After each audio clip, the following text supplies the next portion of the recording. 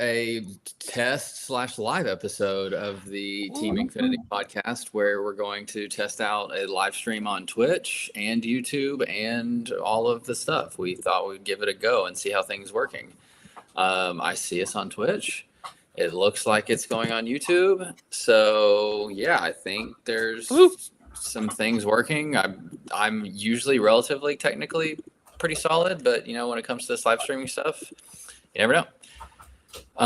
Except to see it changed my title on me. I was afraid it was going to do that. So we are doing Wilds Unknown. Are we in the correct category? Yes, we are. Okay, I haven't found us yet. I need to find is watching. Oh my gosh, how am I not finding this? I don't know. It says Disney Lorcana. Or Disney Lorcana trading card. Yep. I see us. Okay. Okay, I'm changing the title right there. And so now it should be good on Twitch. I'm changing the title on YouTube, so it should be good over there. And yeah, so this is going to be, I don't know like if we're going to, how in depth we're going to go, but I'm giving us 2 hours here. And so that gives us 20 minutes of color. So yeah, that's where we're starting. And so obviously just starting with Amber here. Oh wait, I lost the screen again. Okay, let me share my screen real quick. Yeah, because I don't, it keeps. Okay, now it says can't share screen. Okay, yeah, that's of course the first time we do this live. Allow share window. We're still doing okay. Oh, we're finally in the page here, so that's fun. Okay, cool. Once we're comfortable with it, I'll post it on Twitter. Once we're comfortable with what we got going on. Yeah, let's get all the things out first. Yeah. Okay, there it goes. So we're going to go. It says my computer can't handle it, so I might not be able to do this on my laptop in the future. We might have to switch over to the old desktop and try her out, but it seems to be working for now. So anyways, yes, we're just going to go through and we're just going to ramble on about all of these new cards that came out because we've talked through them. But to be honest, your reveal season goes so fast now that I'm not even sure that I know every single one of these cards yet. And so it's going to be very beneficial for me to just see all these new cards and to see what all's going on. So, with that said, I think the obvious one on the first row up here to talk about for the audio listeners that can't see, we've got a couple in the first, going through Dreamborn here. I mean, Woody, the 1-drop is, I think the one that stands out the most, just obviously a shift target for the 3-drop. Also a toy, which is probably going to be relevant. If not, very soon, it definitely will be in the future after a lot of the dogs rotate out. But yeah, I mean, Woody's kind of a 1-drop staple, I think, going forward. I think so just a 2/2, like the shift line is the big reason, but even without the shift line, which I don't know if it's correct to play or not, I still think you play this because, as we'll get to it, the bullseye, making him a 2-drop if you have a Woody on board is very powerful to play a 4/3 on 2 that can sing your 3-cost songs. Yep. Yeah. And the toy tag is pretty important for like Jesse and the other. Yep. Definitely. It's just all in all, and also for your like rarity upgrade people, he's available as an epic. He's one of the toys that you can use to pretty up the deck, so that's a lot of fun. Yeah, I'm all about that, as I'm sure most people know at this point. So looking at the other ones, Dale, not the correct Dale to talk about. Pedro Madrigal. I don't know. Could like not. There is a bunch of Madrigal stuff going on this set. I don't know if he's going to be one that's going to be played. Augustin Madrigal again. I mean, 4 cost, a good card. 3/6 stat line with support. That actually is a pretty interesting one, with a really decent stat line. I was going to say we haven't seen that support stat line yet, right? No, yeah, that's like on rate for a 4-drop. Yeah. And then yeah, I mean support. I mean that's a good card. With especially with I was gonna say, especially with Ohana now, like anything that with 6 willpower that can come down early is scary. I'm surprised how I think that's a really good card. I haven't seen that card yet. I think like blue yellow obviously already later on we'll discover in the set that blue yellow has a potential replacement for their 4-cost 4/6 they play, but this could also be up there as well. Just the support, being able to trade offensively or using it for world's greatest, I think is impactful. 100%. We have a new 2-cost Singer 4 that's a 3/2, so matches the power line stat line, which is very different for the Amber realm. We have a Prince Eric 5-cost 6/7, just another really big beefy body. I think that's very new. Amber's kind of been moving in that direction in the last couple sets, so there's another big beefy body. That's huge. That's a 6/7. Good lord. Yeah.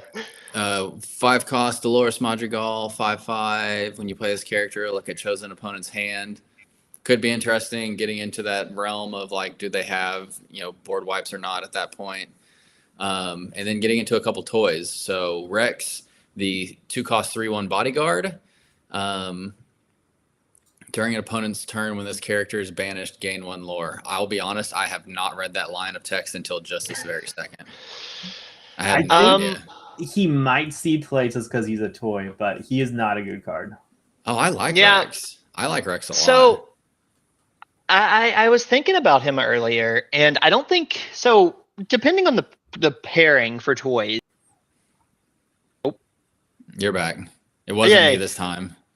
Let's just get it out there. Toys have a way to reduce strength. A 2-cost 3-strength attacker can even make that 3/1 body be pretty valuable, and the bodyguard effect can be notable. He is a toy for that toy tagline. My current toy builds haven't really wanted to use him over Ham. I think him and Ham are like the ones you compare in that slot, and it just depends on what you value more. Ham, I was about to say Ham is the next one on the list actually. So Ham's the 2-cost 2/3 that has the ability. Man, and there goes my screen again. I really can't use this, I guess, with the dual stream setup here, where he exerts to pay 1 less for the next character you play this turn. I'm a Rex fan over Ham personally, but it sounds like you're a Ham fan. I'm a Ham fan too. I like Rex. I think Ham. Go ahead. No, I was gonna say Ham can see play in like every yellow deck. Really, like the card just solid guard. Ramp. I mean, Ramp is good in this game. Yeah, and he just lets you trigger your toy abilities a little bit more often, and I think that's pretty impactful for the way the deck's flowing. There is a world that I think we play the 3/1 over the 2/3 just for the stat line, maybe the bodyguard effect, because the 1 strength isn't the biggest detriment, but overall, I think I'm a Ham fan as well. Yeah. So I guess the real question is what are you protecting? You're protecting your Jessies with Rex and your Woodies. Mm-hmm. Jesse all the way. I would even say Bullseye to Mo's point. Bullseye too. I mean, we can talk. Bullseye's on the next row here. We can see him. He's the 3-cost 4/3 that you pay 1 less if you have a character named Woody or Jesse on board. So yeah, I mean, I like he's a big scary target, and so if you can protect him and force trades that aren't favorable into Bullseye for your opponent, I mean, I like that too. Let's see. Monterey Jack is a solid aggro card. 2-cost uninkable, quest for 3. Bo Peep is one of the toys that I have not seen anything around. I don't think she's a 3-cost quest for 2 and gives Woody bodyguard. I think you're trying to save Woody, not make people hit into Woody. So that's kind of counterproductive. And then Woody on here as well, the shift target on this row here that we can go through. So 5-cost uninkable, 1/5 stat line, shift 3, quest for 2, and has 2 abilities that whenever this character quests, you may draw a card, and then you can play a character with cost 2 or less for free, and your other toy characters get plus willpower. So in initial play and initial thought, I was like, this might be one of the best cards in the set. But the uninkable 5-cost can get very clunky in a deck that like you're trying to play him with. I mean, there's a lot of toy synergies that they're pushing with this set, and so you have to do that, and you're trying to have a lot of, I don't want to say little weenies, because Bullseye is not a weenie by any means. I think Jessie stands on her own really well too. I think it's more the fact that on their own they're not near as impactful, but as a whole they're can be extremely impactful. And so when you're, I don't know, like trying to ink or get her play around, like having to play Woody and not being able to like synergize with the rest of the stuff, it just ended up being a little clunky for me. But anyways, so I don't know. I'm still I have had a massive roller coaster with Woody. I thought he was insane, maybe the best card in the set. Now I'm not sure you want to include him in every single Amber deck. So yeah, I'm kind of all over the place with Woody right now. I can agree. I think the card's inherently very powerful. I think it can do a lot of things. It can solo win you the game in the right matchup with the right hand, like Woody into Lenny against like Amber Steel, for example. You just go to town with this card. But I have noticed him being a little clunky, and I think you kind of have to decide the way you're building the toy deck. And I feel like the toys themselves, as y'all will learn, I'm very passionate about this deck. The toys themselves are more catered towards like a control strategy, whereas he is a very aggressive strategy. Yeah. Also, y'all, be right back. Mandy needs assistance. That's a good way to put it. I can add go in. ahead. I think the card feels really bad to play for 5. I think he's only really, really strong if you can shift him in. And that's a then really good point. Hard casting him for 5. I don't see, you're not excited to be playing that as a 5-drop. No, that's a really solid point too.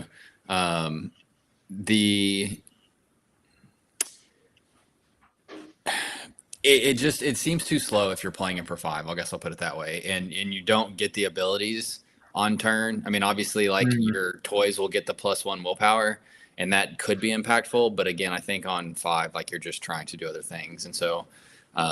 Yeah, I agree with that sentiment. Like he's really good shifted early in an aggressive strategy, but after that, he just his value decreases. I still really think quickly. he is a very strong card, and I think he Agreed. will see play. But yeah, he will definitely be played, but I think it's one of those you have to build around for sure. Yeah. We got Bullseye. I talked about him. Isabella Madrigal, the 3-cost Singer 5. When you play this character, if you remove 1 or more damage from one of your characters this turn, gain 1 lore. Just a new Singer 5 that's pretty standard stat line there with a little bit of an ability on the side. Yeah, Power Crab Gaston. Yeah, Power Crab Gaston for sure. 4-cost Ariel 3/3 stat line quest for 2. When this character quests, if you played another character this turn, chosen opposing character can't challenge and must quest during their next turn. I've seen a few of those. I don't know if that's like ever as impactful. Or at least we've had a super impactful strategy around that or not. So I don't think that that's anything super crazy to talk about. But we do have the Shift Floodborn Isabella Madrigal, the 6-cost 4/5 quest for 2 that has the ability that says when you remove damage from 1 or more of your characters, gain 1 lore for each damage removed. This was like on my initial set list of like, okay, this character's kind of crazy. But the more I played around with her too, I think she's kind of in the Woody realm of like, it's probably just not quite as good and synergistic as I was hoping. I think it's always just a little too slow. I shouldn't say put it in the same realm as Woody, because Woody will definitely see play. I don't know if she will, or don't think she will at this point. It just seems more win more in the games that I've had. I did have one turn with her and Luisa where it just utterly popped off for 12 lore and just kept moving damage and healing and moving damage and healing and getting all the lore from that, but that was like so few and far between. So I don't think Isabella is going to be anything. I do think this card's notable for being an improvement on Pabby. Like people always like this kind of deck, and I think like maybe there'll be a critical mass of these trigger effects where you can like play a Pepe into an Isabella and move some damage and have this deck be the Madrigal deck of the future. I think that's really cool and very flavor texty. But I don't think you're just gonna like slam this and like Amber Amethyst, for example. I think this is kind of hard to also, because like your opponent, if they know what you're doing, they just don't turn things sideways, right? Like, yeah, it's kind of hard to do these types of triggers. It's like what Ruby Steel has, like the Challenger deck. It's just if they know what you're doing, they can play around it really well. Yeah, I just wanted it to work with Ohana to just be like, oh, here's 7 lore and I win the game. But it's obviously just a pipe dream in most situations. But anyways, the next 3 cards in this list here are very interesting to go through. So we have Jesse, Woody, and Dale. What a run here! Pretty massive trio.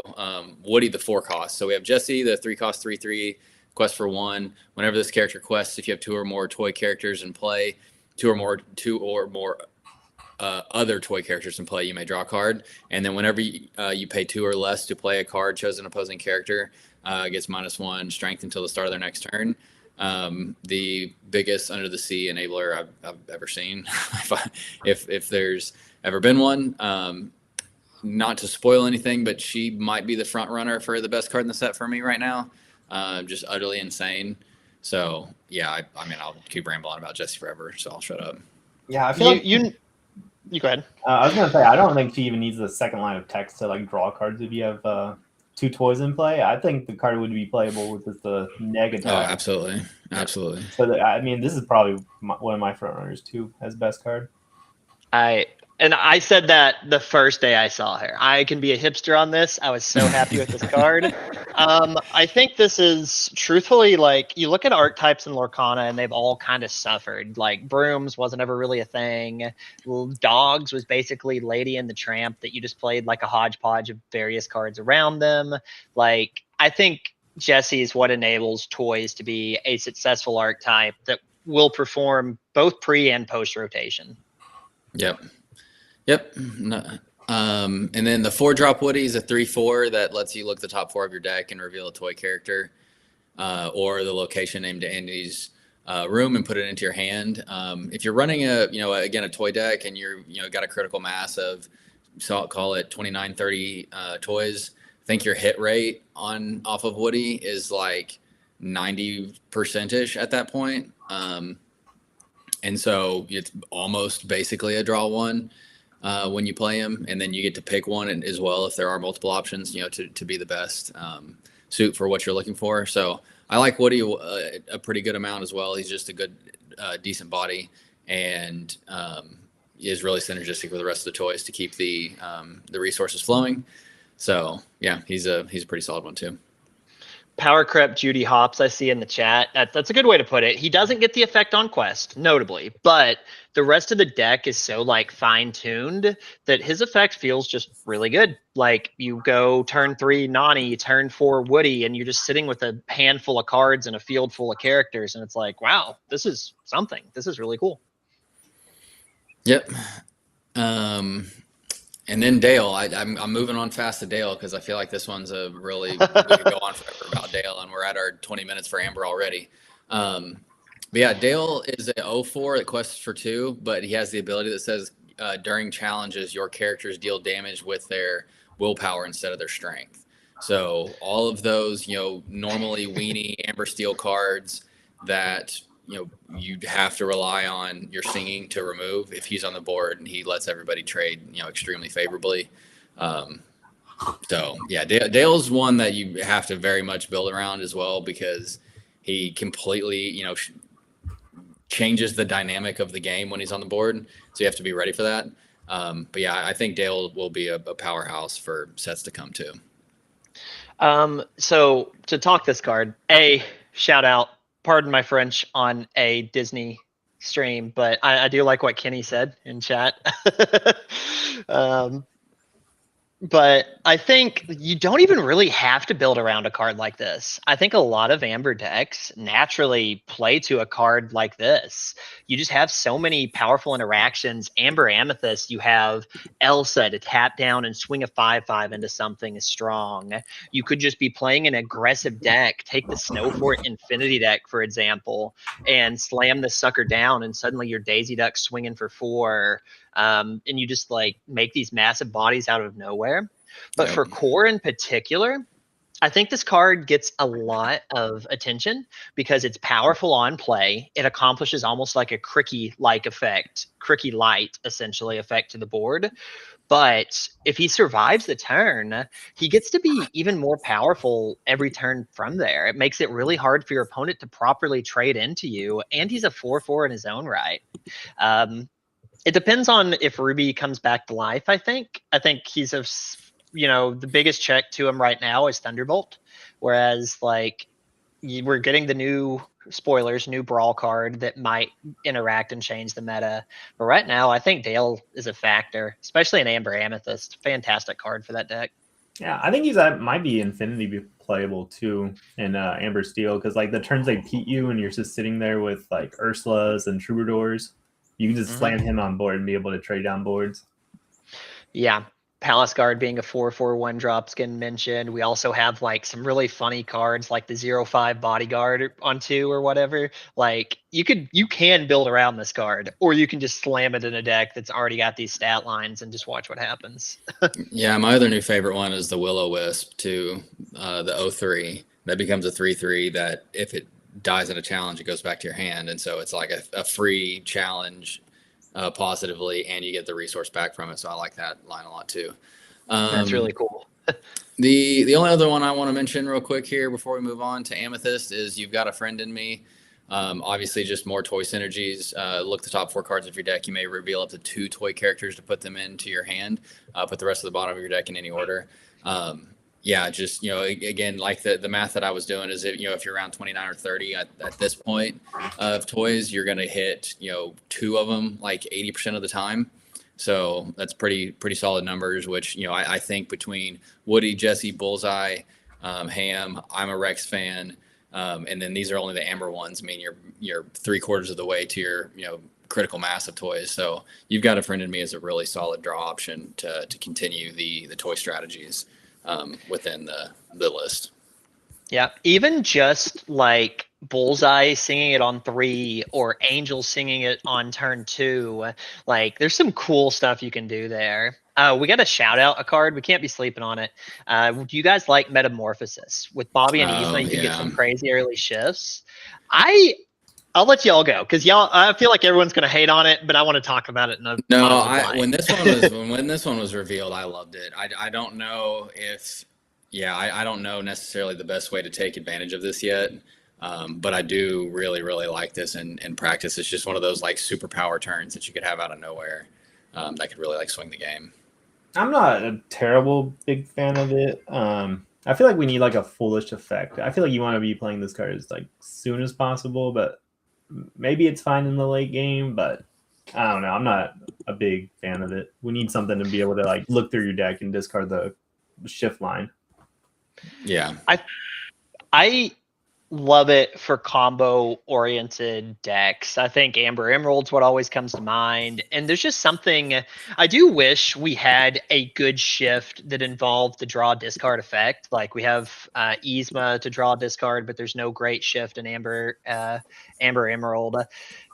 Rourke, but he doesn't have a shift in Amber Emerald. I do think it is very cool though. I want a Chip or Dale that has the draw discard effect. I think would be really cool. I mean, you have the Dale that like mills the top 3. Yeah, you can go or you could go like Dale 1-drop into Yzma 2-drop into discard the 8 cost into Metamorphosis on 3, play out that huge character that lets you add back characters from the yard every time you wink. I don't know. There's some cool stuff there. I think I'll waste some time on this card. But as far as competitive, I don't know if it's going to be broken right off the bat. But it's a card you're going to always look out for the correct enablers around it. Like turn 3 Clarabelle is very powerful still. But right. I mean, I think the potential of the card is very high. I think the uninkable maybe just kills the card because you really want this card to be inkable. Yeah, I think so too. Of course. Okay, Amethyst. Answer chat. Still in my face. I know. I'm just like all over it now at this point. Just rolling with the punches. So we got a bunch of Madrigals and we have a bunch of dwarves. This set I feel like is what I guess there is a lot of supers too. So the first one to looks like to talk through is the first Madrigal is Alma Madrigal, the 1/2 that costs 2. That when you play this character, if you have another Madrigal character in play, you may exert chosen opposing character. Shockingly, I think this being a 2 cost actually kind of hurts it because you can't like really your efficiency to play it on curve is not as good because there's only one cost. So Yeah, I don't But know. that I one think cost is really good to turn things sideways the in one front cost of. is pretty good. That's true. Which we'll get to that one in a second. Which I don't know. I kind of toyed around with like including this in some lists. I don't think it'll make it now.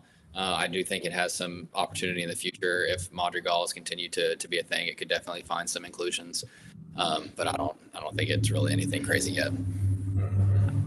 I've tested dual shift lines with this, so Louisa plus Alma, and then they have like this crazy like wombo combo synergy that feels very powerful whenever you start rolling with it. It just turns one damage counter into a board wipe, but that's a little bit inconsistent. Whereas I do think Louisa into Alma, and Alma's just a card that scales really well if you're playing Louisa plus the shift. I don't know. I think this card's very playable. I definitely don't know if it's ever going to be a 4 of, but I could definitely see 2 of in this in a lot of decks that play Louisa already. Yeah, I mean, I think if you have the room, I think post rotation the card gets probably a lot better. Just less options, and this card just. I would agree with that. Yeah. Yeah.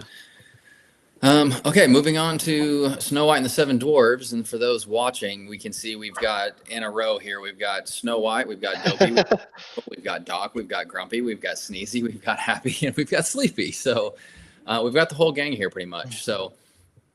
Snow White obviously being like the leader of the clan, I guess, if you will, in this sense. So she's the 3-cost 2/3 inkable that says whenever this character quests, you may return chosen 7 dwarves character of yours to your hand to draw a card. And during your opponent's turn, whenever this character is banished in a challenge, return this card to your hand. So she's an insane enabler of just like continued like little things to continue to just chip away. Like, you know, the purple steels of the world have been doing for so long now. And then if, you know, considering, you know, pre-rotation where we are currently, where you have the steel Doc, you just play Doc, draw 2, quest with Snow White, bounce the Doc to replay again the next turn, and just, you know, kind of cycle some insane amounts of card draw. So yeah, Snow White, I think, will definitely be forced to deal with for the near term, and depending on how the draw looks for, you know, cards outside of Doc post rotation. I think she still has some life, but, you know, a little bit less so without Doc. I don't think card's very good. I was going to say this card, I don't think it's very strong. No, I love it. I made a 7 dwarf deck. I don't even include her. She is not exactly what you want to be doing with the deck, I don't think. She doesn't lure her dude. She doesn't have a good enough body to trade. She kind of costs a lot. I think it's a different purple steel though. I don't think you're trying to trade. I think you're just trying to turn sideways, and if you just, you know, are putting down 2 or 3 lower worth of characters every turn, it's just a lot to deal with, especially when you're continuously drawing with her. Well, like even in aggro, like I don't know, the only 7 dwarf you want to balance is the 2-drop steel Doc, and then every other one kind of deals bad. The 4-cost purple Doc that's new, you could also bounce, but I think I have to agree with Matthew. This card has a crazy high like potential, but a 2/3 on 3 is a very hard stat line in this current meta. Like every other matchup, you're playing against a steel deck that just feasts on cards like this. She doesn't do anything on play. If her effect just said when she was banished, I think this card would instantly become playable. Not broken, but playable. But she has to be banished in a challenge, and so she just kind of says, hit me with the strength of a Raging Fire. And like, there are going to be some situations where you're up against like Blurple, for example. It's just going to be really hard to get consistent value out of this card. Like, sure, she gets removed and then you bounce her, but then you have to play her again for 3. I wish she either A, had an Enter the Battlefield effect, so she bounce on play to get your draw. I think that would be amazing. Or B, I wish she was just when she was banished entirely. Well, I poo-poo on both of you guys because I was like 5-1 earlier with her in a purple steel deck, and the only one I lost was because I just kept like getting everything removed by steel, like you're saying, and I realized I didn't have Cobra in my deck, and so I messed that one up. But anyways, I'm scrolling down here real quick to talk about a couple of the actions that go with the 7 dwarves. Oh yeah, important. We've got the 3-cost action right behind you. Draw a card. If you have a 7 dwarf character and a princess character in play, you may play a 7 dwarf character for free. So when you have some of these new really big purple 7 dwarves characters that you can get out on turn 3 or I guess theoretically it could be turn 3 because you could have a dwarf and a princess on turn 1 and 2. But ideally, I think like turn 4, if you're playing, the Snow White, which I guess we're not because neither of you like it, but a Grumpy or a Bashful, which is 3 cost evasive, or a 5 cost 3/6 evasive, and a 7 cost 7/7. On those are just like massive bodies that are going to really gum up the board for your opponents for quite a while. So yeah, I like that one too. I think it has some crazy potential, especially since it lets you draw a card. It's not like you're just cheating something out and using a ton of hand resources that replaces itself. So I think there's a lot to be said about that too. It's a very cool card. I love the steps that Ravensburger took with archetypes in this. Like, dwarves feel like a deck. Like, they're the deck that cheats out a huge character early. And you may be playing a lot of suboptimal cards, but playing a 7/7 on 3 and drawing a card is crazy strong. Like, I love that that's the identity they have for the next entirety of this rotation period. That's what we're going to play around and see. And in fact, what is this going to be? Is this going to be around for 2 years or just 1 year? I'm trying to think. This one is this is towards the end of a year and a half of the rotation, because we're in the middle of the so this is the short end of the stick set. Yeah, so, I mean, okay. No, well, next, so set was this set? No, this is like the 5th set, and so this will be there'll only be 5 metas with this set instead of the potential 8. Yeah. Okay. I actually really like Right Behind You too. I think that card is super fun. I've been playing a couple games with it, and I will say maybe Snow White is playable because the amount of princesses and purple steel is like there's 2 playable ones or something. There's not very many. Yeah, the big one is going to be Pocahontas from last set. Well, yeah, Pocahontas and the 1 cost Mulan that draws discards. Yeah. And then apart from that, you have the Snow White. Yep. And some bells. Yeah, so I think that covered. I mean, there's also a new 2 cost 3/3 Happy that just is another Amethyst 2 cost 3/3 that has become pretty staple. Playable. But it's in the dwarves sphere, so it makes sense to be played. But yeah, Sleepy, I guess the 1 cost 1/2. When this character is banished, if you have a 7 dwarves or a princess character in play, you draw a card. So it's like a nerfed Turnabog / Broom, because you don't, you have to have other things, in order for it to draw a card when it's banished, and you don't get to trigger it on your own. Or always, at least. So that one's an all right one too, and it's a 1 drop. But yeah, and I like Bashful a lot too. The 3/6 evasive 5 drop. Yeah, Bashful is a pretty good one as well, especially if you're cheating them out on 3 or 4. Huge evasive check for the evasive wars. Okay, moving on to a couple of the hero cards. Going over to the Incredibles here. We've got Frozone, a 2 cost 2/2 evasive, probably a little bit of nothing at the current moment. Maybe after rotation, that evasive line becomes more important. And then we have Violet Parr, a 4/2 evasive that costs 3, and Mrs. Incredible, a 5 cost 5/6 that quests for 1 and has the abilities at the start of your turn. You may choose one. This character gains evasive until the start of your next turn, and this character or this character gets +1 lore this turn. So I know I went through a bunch right there, but we'll go back to I guess to Frozone. He's kind of just a nothing burger right now, right? I mean, he's like a shift target for the 6. Oh, sure. I mean, that's the only reason I think you would play him. I don't see the 6 drop. Is he a shift? I didn't think he was, but no, he's not. Yeah, I can remember that. So it's not a reason to play it. Yeah, I didn't think so. Violet, I do like. I think it's just I don't know. I mean, it's a really good stat line, and I've been on the other side of a lot of the Jesse games, and it can be very annoying having a 4/2 stat line, and it trades with genies really well. It trades with Dumbos. It trades with everything. So I think it takes Dale out now. Yeah, I think there's just a ton of potential for her to just have the evasiveness to continue to quest right there if you need to, but also trades extremely well. So I do think Violet will see some play.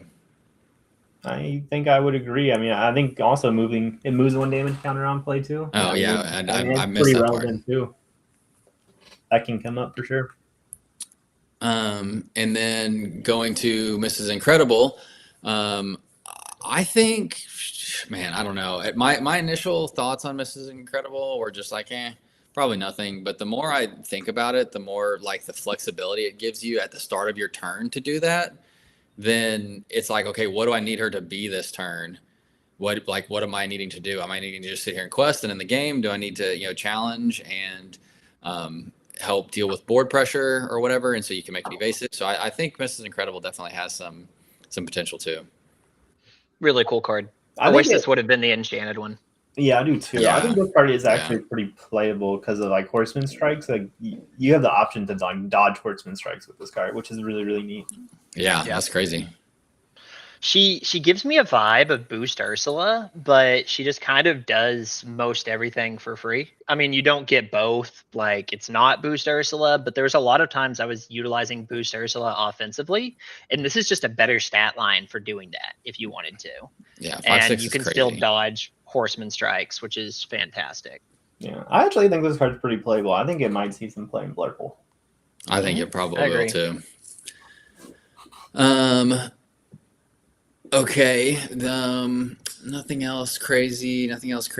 Getting into some more of the super stuff with Mirage, who's the new. I'm trying to think of the character. What's the character that play it and you draw one if they have something exerted? I think it's basically the it's Dolores. Yeah, Dolores. It's kind of the new Dolores. We still have Dolores though. I know. Nothing crazy. Then you get into some of the new abilities where, whenever this character quests, if you played another character this turn, there's a bunch of those. This set, Maleficent, you may exert this character. So I don't know if this one specifically is playable, but they do. We can, I guess, talk about like that ability in general. It's when this character quests and you played another character this turn, you may do X, Y, Z. I don't know. I think in general, it's just kind of slow and forces you into doing something that you might not want to do for that turn. You might not want to quest. You might need to do something else, and so then it kind of negates that ability in general. And so my thoughts in general about all of these different abilities that have that precursor to it are just kind of meh. I like the idea behind it, and a permanent like quest to exert a card, because that's basically what this says. You're almost always going to be playing a character, not always, but a lot of times. Sure. So basically says quest exert a card. I think that part is fine, if not could be powerful. I think the 3/5 stat line leaves a lot to be desired from a card with no keywords though, and that's probably what holds this card back in my eyes. Yeah. They need to be they had to cost cheaper, I think, to see play. They don't do enough. I don't think not having it in battle play effect. Yeah. A little too slow, a little too unwarded, a little too little. Yep. Okay. I'm going to talk about Peppa because you mentioned her earlier. I like she's one that I want to be really good. I don't think it's quite there yet, but Peppa's a 3-cost uninkable 3/4 stat line quest for 1. It says when you play this character, deal 1 damage to each of your other characters. And then once during your turn, whenever you remove 1 or more damage from your characters, draw a card. I think there's just a lot of synergies. Oh. Can you still see him? Nope, he's gone. He's gone? Okay, well, we lost Zach. Anyways, this is now a Riftbound stream. So what do you think of the latest set? No, I'll take over a little bit of Peppa here and hopefully won't be doubling down on it. I like the card a lot. 3/4, it's an enabler for your red-purple Flinger Dingers style deck. It's a enabler for one of my favorite cards in the game, Everybody's Got a Weakness. I think you can kind of forge a decent, I don't think you build a Madrigal deck with this, but I think you can do a lot of stuff with this card. Hey, he's back. Now it was my turn. Yeah, I like Peppa a lot. I think there's a lot of cool things you can do with her if she can be abused. Yeah, definitely one of the most interesting cards that's been released, I think. It has a lot of, it's like not inherently like a good card, but there's a lot of cool applications you can use this card for. Queen of Hearts, the 1/4 on 2. Peppa on 3, take something, move some damage. I don't know. I want to see this card pop off. I like it a lot. I think there's chances for it too. Okay, we're skipping Alma because Don't skip Mordu. We gotta talk about Mordu. You just won an 8-8 You just won an 8-8 for Go-Go. We've already 2 minutes over our Amethyst allotment here. So this card's amazing. Everyone play it. Everyone play the 8-8 that comes out. That's the only one they can use. Yeah, please play 8-8 so that Mo can Go-Go you for 7. But we do have Louisa and Dash to talk about. So Louisa is the 5-cost shift 3 6/4 stat line that has the ability that says pay 1, move up to 1 damage from chosen character of yours to this character. Then if this character has 3 or more damage, move all that damage to chosen opposing character. So she can just kind of absorb a bunch of damage, very thematic again, and continue to just, I think even a more impactful Cheshire Cat, just shockingly enough. So it's very, yeah, I mean, I think Luis is one of those that has the potential to be one of the top cards of the set too. I'll put it that way. Agreed. I definitely think she, initially I thought, oh, wow, this is one of the most broken cards of the set. And then I played with her and still thought that. And then now I do think she has some limitations. I think her not being evasive means the decks that she's best in, she will lack a little bit in that synergy. There are a few downsides, but she is still very powerful. A deck like Blurple can really just one important thing to note is you can utilize this effect as many times as you have damage counters for. Yeah. And she can take out 2 or 3 things in a turn sometimes if you set it up right. A very high skill card in my opinion, in some ways, but yeah, cool card. Yep. Yeah. I actually think everything has 4 health that's really good in this set. So I think Hurl is gonna see quite an increase in play. I think Hurl is gonna be everywhere next set. Yeah, that's definitely her downside. That's definitely her downside for sure. You basically, I don't want to say you basically have to, but if you play her on 5 and just get hurled, then you're in some serious trouble. And so I think shifting and then being able to move some damage on that turn to do some shenanigans is definitely where you want to be playing this. But anyways, Dash, my boy, who I've wanted to be just the most broken card forever. If you've been listening to us for a while or listening to me for a while, I've talked about Dash ad nauseum for years now. I don't know, maybe there's a world where there's an aggro deck that he's decent in, but I think in general he's just 3/2 stat line on 4-cost uninkable that he can quest the turn he's played. I think that is decently thematic as well since he's so fast. He can quest before everybody else, but I mean, it's just a goat/cobra to end the game at that point with a worse stat line. You say this like we don't already have an aggro deck. This probably slots in. I don't know. Yeah. I think we're getting to the point where Purple Steel can really branch off and be kind of 2 different kinds of decks. We've already seen the mid-range Purple Steel in the past, but post-rotation, Purple Steel's always been pretty low to the ground, pretty aggressive, but never a full-on aggro deck. And now I think with this set, you have the ability to branch out a little bit further than we have in the past. You could be a little bit more control-oriented with cards like Louisa, or you can just burn them down with Dash, Cobra, all these other ways to just burn cards. There's a huge amount of free lore you can get in this game right now. True. Yeah, Dash, I think we'll have some. I mean, I think anytime you can quest on play, I mean, that's just a burn card essentially with the body. And so I think he will definitely see play and probably even more so post-rotation. But I think right now he's definitely just hard stuck in a hyper aggro deck.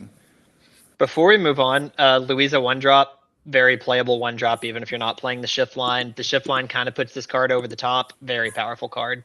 Rafiki's a 0-2 Challenger 3. She's a 0-3 Challenger 2. So kind of the reverse of Rafiki there. Yeah. Not as good as Rafiki, but still pretty good. Still pretty good. Okay, moving on to Emerald here. We've got all of the getting into the Brave cards. So we've got a bunch of the cards from the movie Brave and Merida and her family and a lot of the other kingdoms. So to be honest, I don't think there have been a bunch talked about the Brave Emerald cards. I know we've got one on this top list that's definitely, or this top row that's definitely worth talking about. My turn again. But no, I'm back already. I'll just stop rambling and I'll say Helga. So in case I do go out again, you can talk about Helga. So Helga's a 4-cost 5/4 that says if 2 or more cards were put into your discard this turn, you may pay 2 less to play her. So I guess theoretically there is a world where you can play her on 2, where if you play an underdog on 1 and then Sing Strike a Good Match, then Strike a Good Match and the card you discard from Strike a Good Match go into your discard. And so that very quickly then gets you into the 2 cards to meet that threshold, and then you can play a 5/4 on 2. Or easily, I think, play a 5/4 on 3. So Helga could very much, be a force to be reckoned with. When I was looking at this set, this is still very likely a top 5 card in the set for me because it does so much for an archetype. I think Emerald Amethyst, like a card like this, really helps us flip a purple steel matchup, which has always been spotty at best. I do think we've had our best purple steel matchup in set 11 than we've probably ever had, but still, I do think a card like this really helps us take a little bit of an edge there in some different ways. And I think there are a lot of decks you could potentially play Helga in. I think she could work her way into toys because she has that 2-cost synergy, as well as being a 5/4 that clears most threats. Christmas is definitely a deck that comes to mind when I think of Helga because they're all about that draw discard sort of effects. Yeah. This card's pretty awesome though. Playing her on 2 is not the most consistent thing, but playing her for 2 is very powerful in most ways you can shape this card. Yep. Well said, Mr. Green. Hey. Okay, so moving on, we've got Buzz, Toys. a 2-cost 3/3, just vanilla, but again, I think has a lot of toy synergies. Obviously, it's a very solid body. The what's come to be standard, the 2-cost 3/3. That's very important in the meta. 99% of the time. So I think that's just going to see play just based on stats alone. Obviously, it's just a vanilla, so I don't think there's a ton of stuff to say there. And then we can move on to RC, the 1-cost 3/2. So really crazy stat line there, but he also quests for 2, so even a more crazy stat line. But he has the ability/disability that says when the character you can't quest or challenge with this character unless you pay 1 ink. So he has a little bit of a hard time getting active, but yeah, I mean, I think that Are we still doing phrasing? It's probably fine. I think RC is a fantastic card. Even without the toy tagline, I've played Flynn Rider for a while. The 3/2 on 1, or the threat of a 3/2 on 1, is pretty powerful. And if your opponent's willing to push it, you can just pay it, take the value trade, take whatever they're offering you, and move along. I like this card a lot. And obviously in the toy deck, he is very powerful. He just kind of stacks up. He's one of the few things that quests for 2. Yeah. And I mean, if you ever get in a situation where you do need to trade, I mean, it's easily a 1-cost that's trading into 3 strength is always pretty good. Mm-hmm. MacGuffin, I'm so mad that he's uninkable. Just want to throw that out there into the world. I still think he is actually extremely playable. I don't even know what this says. I think he's playable. I don't even know what this says, so I'm gonna read it off to everybody else too. So Lord MacGuffin's a 5-cost uninkable 6/4. Quest for 2. This character may enter play exerted to deal 3 damage to chosen damage character. Yeah, I think if he was inkable, it'd be really good. Being uninkable, yeah. I'm not convinced. I'm not convinced either, but I think he is very cool. I like him a lot. Yeah. Quintessential Emerald card. Wow, that's cool. Sucks that it's uninkable though. Speaking of, let's talk about the next card on the list here, which is inkable. And when you compare the two, you're like, why is this one inkable and this one's not? When this, anyways, Lenny, another toy, very high on toward the top of my list of favorite cards for the set. I don't even know why I'm saying this because this is a terrible card. This is something I normally wouldn't want to play against ever. And so if I'm not wanting to play against it, it's usually at least favorite cards. But I just think I think this, the way that the game has evolved since the very beginning, if you go back in time and you think about Bare Necessities and Ursula and a lot of those cards that were able to snipe the big powerful actions, Ursula was obviously the most playable and it was restricted to songs. Now post rotation, we have the vast majority of the impactful cards being played. Maybe I shouldn't say vast majority, but a lot of them have moved away from songs. Obviously, being like Spooky Sight and Raging Storm and some of those more Ohana, a lot of these other staple type of actions. Lenny is able to get after those where Ursula isn't, because his ability says when you play this character, chosen opposing character reveals their hand and discards an action of your choice. So that's, I think, a very important distinction. And then on top of that, once during your turn, whenever you play an action, you may ready this character. So Lenny loves singing Akud or Friend. I almost said Friends on the other side. Friend and Me. Try any of those other like Toy Synergy songs, Della's Lullaby. He gets to ready himself after it. So if you're thinking about needing to do a couple things on a turn and not having enough bodies or nothing to do it, like he can technically sing for 6 in one turn because he can sing for 3 and then sing again, which I think is just an insane ability, especially on top of the him already discarding something when he was played. Yeah, Shout out to some. You go ahead. No, I was gonna say this is like a 5 out of 5 card for me. I think Yeah. it's gonna be good. Like even like in Infinity, I think it's gonna be good. In Core post rotation, I think the card's is really well rounded. And when I was playtesting against this card, a lot of times you just gotta use removal because they're just gaining so much lore and you can't interact with the card. So Yeah. the card really most of the time 2-for-1s. It's crazy. It's crazy. Some really cool interactions with this card from the off meta side of things. I think this is a huge boost to like Green Steel, where core Green Steel, where you can go this on turn 3, check your opponent's hand for a strength, and then sing your strength on turn 4, add it back with Max Goof, sing it again in the same turn, so you can wipe off 2 threats from the board in the same turn. I think double singing Malicious, Mean, and Scary to build your own Grab Your Sword is a powerful application of this card.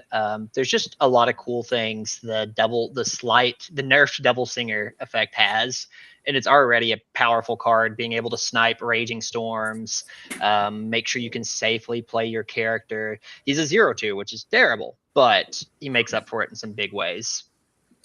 Yeah, I agree. I think the 0/2 stat line in most cases is a big detriment, but given his abilities are just so strong, I don't think it matters. I think you still. I think to Matt's point, I think he's a 5 out of 5. Like he's definitely up there in the top tier lists for sure.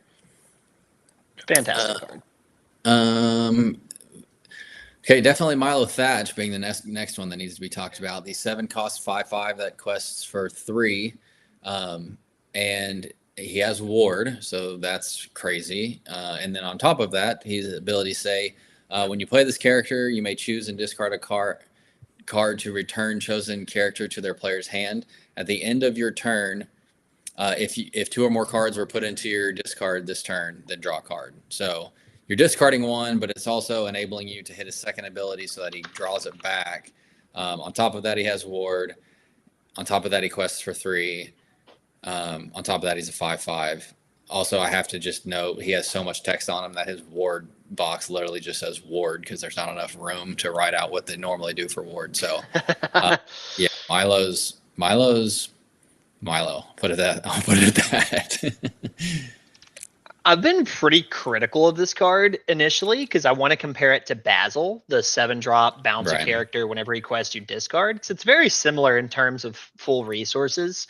But one huge thing I just keep neglecting with this card is it's a warded 3 quester. And it's been pointed out to me so many times. And it's a powerful card. Ward is huge on a 5 willpower character. He is a value engine. I think Matthew's the one that mentioned before that, Ward plus draw engine is typically spells Disaster and Lorcana. I don't know if he's going to be like that, but really interesting card. I want to see what he accomplishes. Yeah, I think he is balanced in his draw engine. Like this is what a Ward draw engine should be. It should be expensive and hard to trigger. Mm-hmm. Yeah.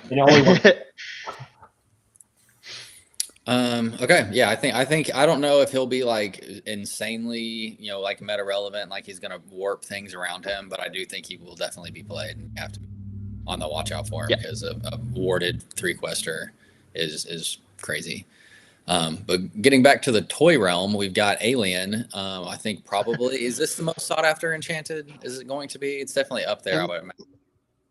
It's my favorite It's one of my favorite Enchanted Arts. I think the artist did absolutely above and beyond fantastic with it. Yeah, it's It looks crazy. amazing. But he's a 1-cost 1/1 that quests for 1, so 1 across the board. But his abilities give him +1 strength for each other toy character in play. And during your turn, whenever this character is banished, return another character card named Alien from your discard to your hand. So they recycle themselves if you have one on the discard when he's banished on your turn, which I think, I don't know if it's too powerful if it didn't say on your turn. But I've played a few games, and I've had aliens trade into Clarabelles. I've had aliens trade into Demonas, and that's a pretty solid trade, I would say, for a 1-cost. And so I like it. I like Alien a lot. I know it's just kind of a little board fodder early, but it's a toy. It has a ton of synergies with the stuff that's going on. So I think he'll be a force to be reckoned with. When the downside to your 1-cost is that it could draw removal, I think you have a potentially really good card. I look at this card and I thought, I hated this on release. I wanted Alien to be so broken, and I was like, oh, this card's terrible. What am I even going to do with him? And then I start playing it in actual toys and seeing how the deck functions and flows and builds like this huge board. And this card's amazing. And if you start to get resolving the second effect, he can feel borderline oppressive to an opponent. And obviously, like, very much needs to be in his archetype. There is a really quirky little core OTK involving this card that we won't get into today, but I think this is it's a really cool card. I like it. Yeah, I think it's a really neat card too. It's very cool build around card, and there's like 1,000 things you can do with Alien. Yeah. I really like that Queen of Hearts Uninkable. The one that deals. Oh, if we want to talk about the OTK, no, we gotta hurry. We'll do that next time. There's a baby head too, so you could just play. You just draw like 7 cards with them. Yeah. I want to talk about like the next 4 cards here in this line, because I think every one of these cards I have an opinion on. So okay, we've got 1 minute left in Emerald, so I'm kidding. I mean, all right, speed run. We can go over a little bit, but is Donald worth talking about? I was definitely going to skip Donald. Donald's worth talking about. I like him. Okay, Donald, the 5-cost 3/6 quest for 2, the Distracted Traveler. Whenever this character quests, if you played another character this turn, so another one of those, each opponent chooses and discards a card. Yeah. So this is if you played another win this character quest, like, you get value off of your quest on this card. If you're ahead in any game, this card just becomes oppressive if you find a way to get ahead on the board. And Emerald has one of the cleanest ways to get ahead on a board with the Prince Philip combo. Like, there's a lot of weird things going on here. Or there's other ways you could take this deck. But I think just in the color combination makes this card playable and potentially scary. Probably not entirely, but in a world that the Amber 5-cost Stitch is playable, I think we can reverse the effect and make discard pretty scary too from a permanent outlet. Yeah, I think this is the best when you play a character quest, do something card that we have gotten. Yeah, I would definitely agree with that. Okay, Mo, moving on to the first buzz, or the next buzz, I guess, to really talk about. The 3-cost 4/2, quest for 1 that says whenever you pay 2 or less to play a non-character card, draw a card and then choose and discard a card. And whenever you pay 2 or less to play a character, deal 1 damage to chosen damage character. Why are we singling me out? I have nothing to say about this card. Utterly broke it card waiting to be broken, if not broken already. His effect where you pay 2 or less to play a non-character triggers on any song resolution. So there's some particular near infinite or even infinite loops with this card to draw out your deck. You also have his secondary effect when you pay 2 or less to play a character, deal 1 damage to chosen opposing damage character. This also triggers if you play characters for free or discounted. So you can even have him like sing a malicious, mean, and scary, draw a discard, and then play like a couple little guys and just pick apart your opponent's board. This card has so much going for it. His largest downside is going to be his playability is entirely determined by the popularity of Fire the Cannons, because getting your 3-drop Fire the Cannons is terrible. But otherwise, a 4-2 is not a god awful stat line. And he can do a lot on play as well as anything else. I'm really hype on this card. I think he's fantastic, and there will be decks built around him. He'll flow in and out of the meta post rotation.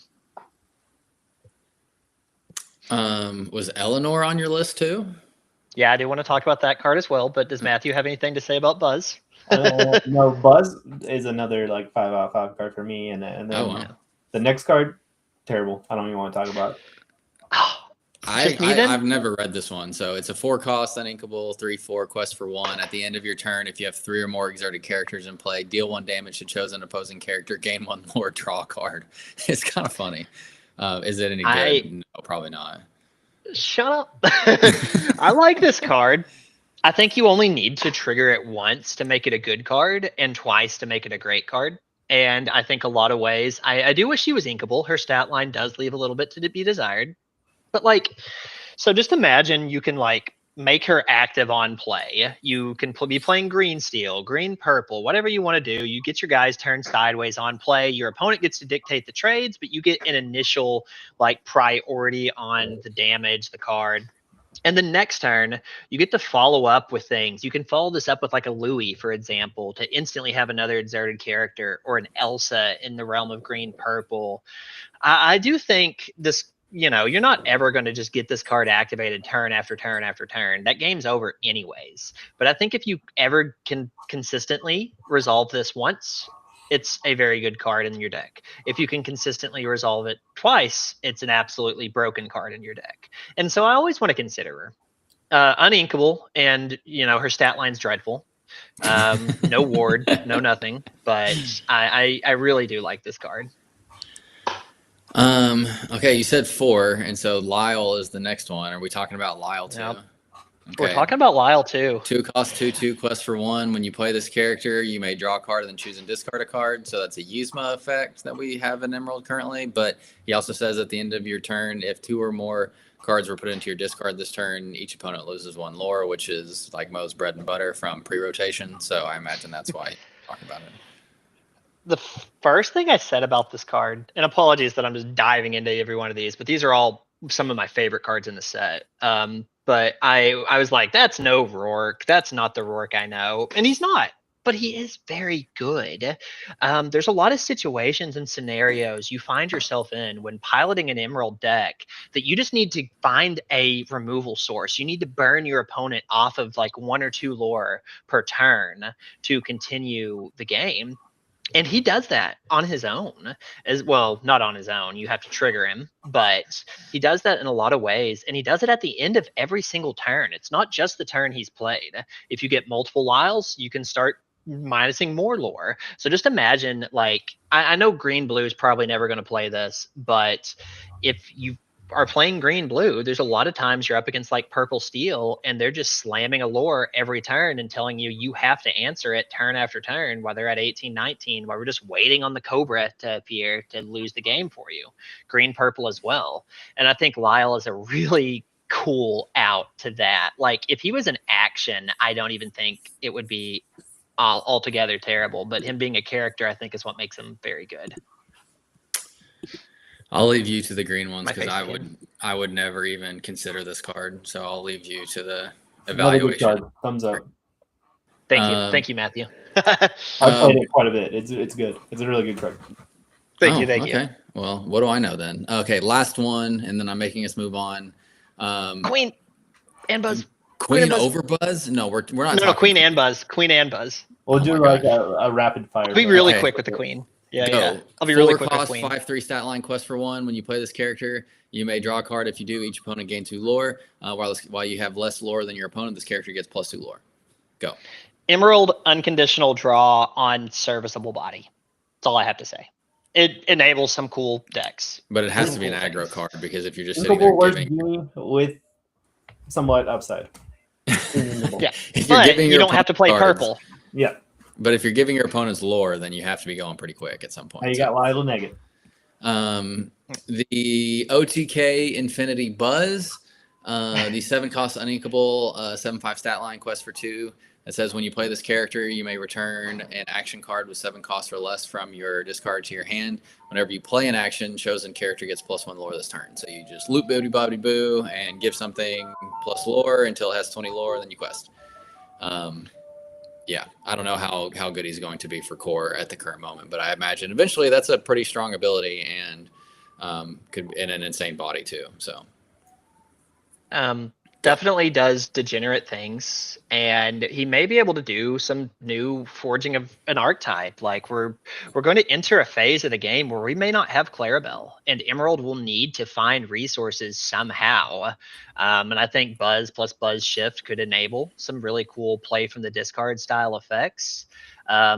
Largely, I don't think anyone's going to probably be playing this in set 12 core. Infinity, maybe another story, but I do think this card could scale well into the future. I do wish he was inkable. I don't think it would have pushed him too over the top to be an inkable card. But since, you know, a lot of these decks that you're wanting to play from the discard utilize a lot of these draw discard effects, there's some chances you could just discard him if you draw him too early. And that's not the end of the world. True. Interesting card. Matt, no quick Buzz quip? Nope, it's thumbs up. I like the card. Cool iconic. I like the art. Thumbs up. Hey, thumbs up. And then iconic. Just for Matt's appeasement, I guess. The Huntsman, 3 cost 4/3 stat line ward quest for 1. I know he's been playing that one. I don't know if he likes it or not, but I like it. I like the card. I like strange things, not Stranger Things. And then I like Gyro Evac. Oh, okay. Huntsman, very good stat line. Warded 4/3, fantastic. Gyro Evac can allow the Oswald blue-green item deck to try to make some splash in this current set. I don't really think it's Infinity playable, but maybe. And I forgot the last card you said. Stranger Things. Up to 2 characters can't quest draw a card. I've seen that one played a few times. Yeah, song. I mean, it's a decent song. Yeah. Kills 2 Vanish characters. Kills 2 Vanish characters. Okay, moving on to Ruby here. Halfway done. I don't know anything about Ruby cards, I'll be honest. I know I've played a couple They're all uninkable. I know, they're all uninkable. I've played a couple toy matchups. I guess I do. There's definitely some Incredibles. There's definitely some toys. There's another Lyle, I wish I know people have talked about, so we'll start here. Lyle Tiberius Rourke, 6/4, 6 cost uninkable, quest for 2, shift 4. When you play this character, put the top 2 cards of your deck into your discard, then you may return an action card with cost 4 or less from your discard to your hand. So, you know, there's some resource management / manipulation, kind of like Buzz there. So what are thoughts on Lyle? Initial testing, I have not liked the card. Okay. Never mind. We shouldn't have brought him up. No. But it's very interesting. I like the top 2 cards of your deck. I mean, you can grab Strength and Pearl and Steel, and Green you can do the whole. Yeah. That's the cards you can grab. Yeah.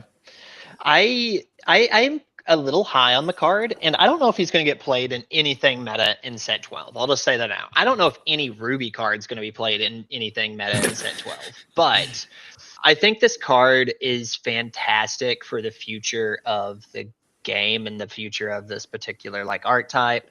I really do love these decks that are trending towards playing from your discard as an additional hand. Very risky, but there's so much power to mastering an archetype like that. The biggest thing that was holding me back when testing this card is there's not a ton of amazing actions you can add back. There's a very on theme, on brand action that we'll see as we're getting further down here. That's really cool to add back, but it's still a lot of ink to pull off this play. But overall, I do think if we ever get just the right action for him, I think he can be a very, very strong card.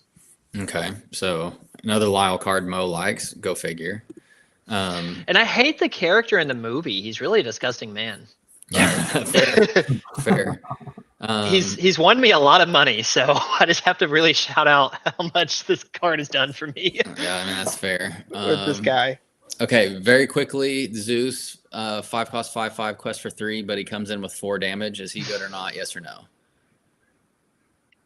You can Ohana for 4. Yeah. That's kind of cool. I mean, I'm on the side that he's probably bad, but I like the card. Okay, that's kind of where my head was, but Is an 8 cost 5/5 that says draw 3 because you're burning a card for the Ohana, a 3 quester, a good card.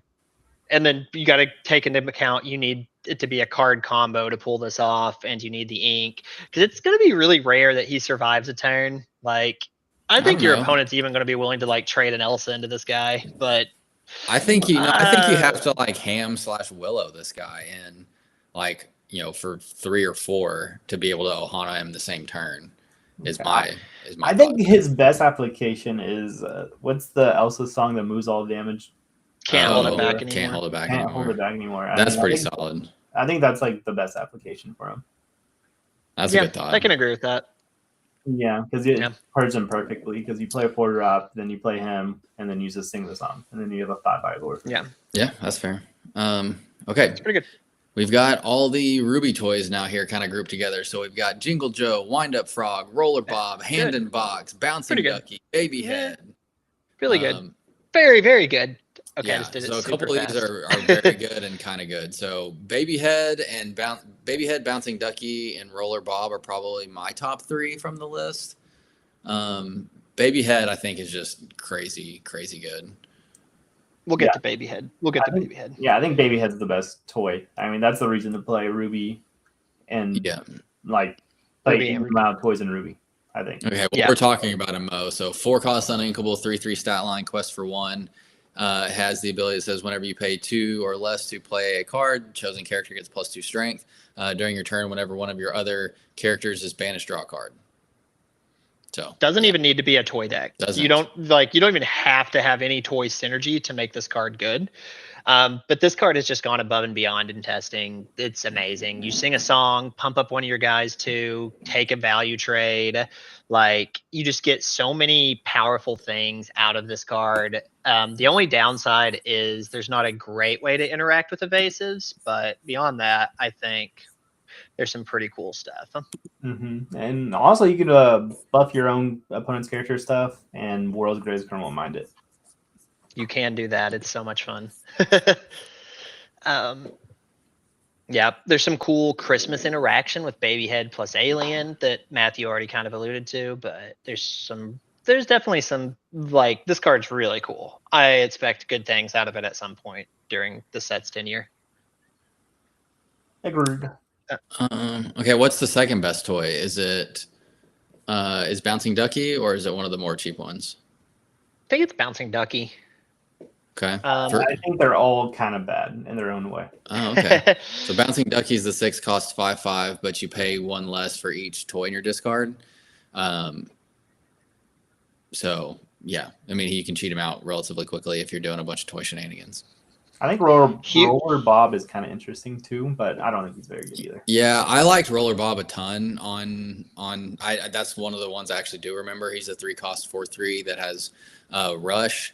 If you put 2 character cards from your discard to the bottom of your deck, so you have a little bit of stuff you have to like jump over to get him to have Rush. But yeah, and initially I really liked the thought of it. Roller Bob's cool. Bouncing Ducky is a huge singing body because you will churn through toys very quickly depending on which one you're going through. If you're playing Christmas, you self-mill your own toys. If you're playing Ruby Amber, you're just adding a bunch of toys. And it's just a very cheap, very well-statted character. I've played probably just like 10-ish games with this deck. And I do think it will, for the most part, be played for far cheaper than 6. I think 3 is usually my average, and a 3 cost 5/5 quester is still pretty darn good. That can sing for 6 is very notable. Roller Bob's cool. The other 2 free-to-play toys also kind of help encourage your either ability to sing. They give you some Strength of a Raging Fire synergy if you go for the Ruby Steel. There's some pretty cool things, but you have to be running a critical mass of toys to make those really pop off. So it's however you want to go from there. Ruby Amber is very good. with this. Is the new Maui, aka Ruby Dash Par, any good? 5 cost, uninkable this time, 6/5 stat line with Rush. Yes, I think he's actually really good. I do too. I think like even a bad Maui is, and he's not really like a bad Maui. He is Maui, but uninkable. But even being uninkable, I think you would still play this card. I agree. Caveat: Ruby's got a lot of good uninkable cards. It's a real problem. He's probably like a 2 of, but he is a really good card. Yeah, I do like him a lot. Yeah, super solid. Okay. What about Jack Jack? Is he any good? I kind of thought he was a meme at first, but I don't know. Maybe there is something to it. I've seen a lot of lists with him. Why not both? Meme and good. I think he is good. Yeah. Okay. So, I was going to say, well, the reason I think it's good because like you can ramp him out in Amber, play him on turn 3, and you play 30 locations, and then he's like popping every single turn. He's so Yeah, I mean, I guess theoretically that could happen. Yeah. I mean, yeah, Hayden was playing the deck, and he got that off pretty consistently, and it's very annoying to deal with. So I will say I am a fan of this card. I like it, but I'll play a little devil's advocate. I spent an entire format trying to make a 4-cost 4/4 with no protective keywords work, and I just got blurpled / whatever every single game I played. So I can see a world that this guy struggles, but I like this card a lot. I don't know if he's breaking the meta anytime soon because the deck kind of facilitates you to do the location stuff, but I like this card. I don't know. It gets overwhelming. Like if they get it out early enough, like you can't strength it, and you can't sing a hurl, so you have to hard cast it, and then you don't have any thing to trade for their locations. And if they like play this on 3, play another one on 4, they're just popping 2 things a turn. It gets out of hand really quick. Are we gonna have to start plugging in Jack Jack to the hypogeometric calculator to figure out our odds to hit a location sometime soon? We are gonna have to. What's the critical mass? I don't know. This card's cool. He's really fun. I like cards that do things like this. They're very TCG oriented. I'm a former Hearthstone player, so I know random's everyone's least favorite thing, but I like goofy cards that just like will be broken some games and worthless the others. Like it's kind of cool. You just play to your odds. Yep. Okay, is Hercules good in core? The 2-cost uninkable 2/1 stat line quest for 1. When you play this character, you may discard your hand. If you do, return a card from your discard to your hand. I don't think you can. Well, we'll see. We'll see. This may not age well depending on what Matthew has to say, but I don't think you can say a card that has this effect is bad. It may not have the right deck to build around it at the moment, but I have honestly had so much fun testing this card. I think he's just one of the most fantastic cards in the game. I love the self-mill Christmas deck that's just like, draw, discard a bunch of things, set up your yard with everything awesome, and you play a Hercules, get back the most valuable thing, or set up your play for next turn. It really lets you play the game like 3 turns in advance from your opponent. And this is all just core. Infinity, this card's a little broken. Broken. Yeah, we'll have an Infinity episode some point soon too, since we're getting into the Infinity DLC. But yeah, there's a OTK like massive Hercules deck that I think will be very, very unfortunate to deal with. I think I love it. All right, Matthew, you got anything to say on Hercules? Yeah, I mean, when I first looked at the card, I thought this card was unplayable. But the more I've been playing with it, the more I think it's like a almost better doc. Because, like, really, do you want to draw 2 random cards, or do you, like, in the late game, do you just want to look for the exact card you want and get it guaranteed? And that's what Hercules does a lot of the time. Fair. And it's kind of stupid too, because like if you have multiple in your discard, you can just make a wide board with Hercules and on the one card that you need. I don't know. Yeah. The card has been surprising me how good it is. Very powerful card, and could be, if we ever get synergistic ways to return cards to our hand and core, this card just goes to the moon, I think. Yeah. Definitely, probably the best Ruby card, revealed, or like we got in a while. Okay, second best Maybe the Ruby best card. Ruby card post rotation. Talk about the best Ruby card, the Leviathan. No, I wish this one was probably better than it is. But the 10 cost uninkable, 10/10 stat line, quest for 3. I mean, honestly, just make this thing quest for 5, right? Like at that point, if you're gonna make it a 10/10/10, might as well just make it quest for 5. Anyways, his ability says when you play this character, if 2 or more cards were put into your discard this turn, you may banish any number of chosen opposing characters with a total of 10 strength or less. So it's kind of a board wipe, but there's a lot of ward going around these days, and so it becomes a lot less prevalent because of that. Plus, it's hard to get to pop off. I don't know. When I initially saw this, I was like, heck yeah. And then the more I think about it and the more I see it, I'm like, this is just not good. It's a 10 cost uninkable 10/10. We've seen this a few times. I've got nothing positive to say here. When I first read this card, and I read the first line of text that says you get to discard 2 cards. So I was playing this, and then I was like playing it. And I was like, wait, why didn't it trigger? And then I'm like, oh yeah, this card is not playable. But I'm gonna try to make a deck with this card. This is like probably my favorite card of this set. Yeah, I'm a sucker for big, massive, crazy cards like this, like Mickey Giant Mouse that was never playable that I wanted to be able to play forever. Mm-hmm. But I guess we probably should have talked about Sid when we were talking about the rest of the toys. But 6 cost uninkable 5/5 stat line quest for 2. When you play this character, you may banish another chosen character of yours. If you do, each opponent chooses and banishes one of their characters. And during your turn, whenever a toy character is banished, gain 2 lore. He's definitely an important piece of the Ruby toy stuff for sure. I mean, I think that's the only real way to talk about it. I'm iffy on this card. I thought it was like the best card in the deck, and it started off as a 4 of, and then it became a 3 of. Now it's a 2 of, and I'm like, I even have to play him.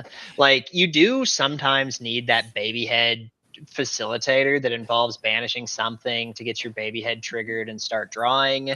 But when you're playing with these large uninkable cards, these 4 cost or above uninkables, it just gets really bricky really quick. And this just becomes like my least favorite card to see in my hand on turn 2. Sure. But he definitely could have some applications and other strategies. I'm just not the biggest fan of him in like Ruby Amber toys.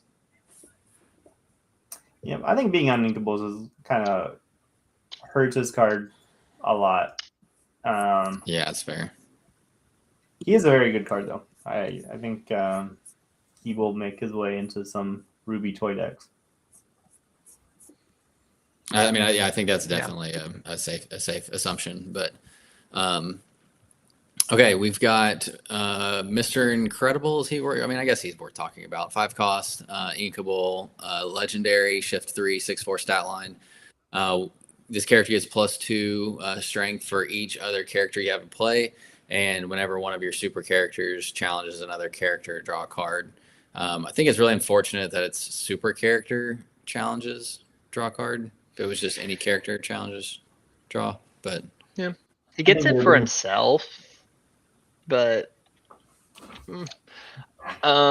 notable Maximus synergy while we have that interaction. You can play this card and then Maximus and one other character means you're getting 5 lore at the end of your turn. That's pretty cool. Yeah, that's fair. I don't hate this card. I just was not a big fan of a lot of the other supers that surround him, I think is the biggest thing. Yeah, I would agree with that. I think he would be a lot better if they just swap his strength and willpower around. Yeah, I think you said that. I don't know if when you said that, but I'm pretty sure you said that before, and I definitely agree with that. I can definitely agree because he's just huge. He's unnecessarily large, and he just has the 4 willpower booty. He just dies to steal. So dies to Rafiki challenging him in after he takes a damage from somewhere. Well, yeah. Okay, then the last one is obviously the new Brawl, as I think just everybody has deemed it, the Firefly Swarm. 3 cost, uninkable, so it's now uninkable, but it does have a little bit of a caveat to it where you can banish chosen character with 2 strength or less, or If 2 or more cards are put into your discard this turn, banish chosen character. So a little bit of a hill, but you could also turn this into a 3-cost Dragonfire as well as a Brawl. So this one, I think, deserves the uninkableness. But yeah, again, it's just like you basically have a deck of uninkable Ruby cards at this point. If you catch me playing Ruby and Core in set 12, it's entirely because of this card. I think this card's very strong. I think the format's kind of needed Brawl. Like, genies have just gone rampant for so long.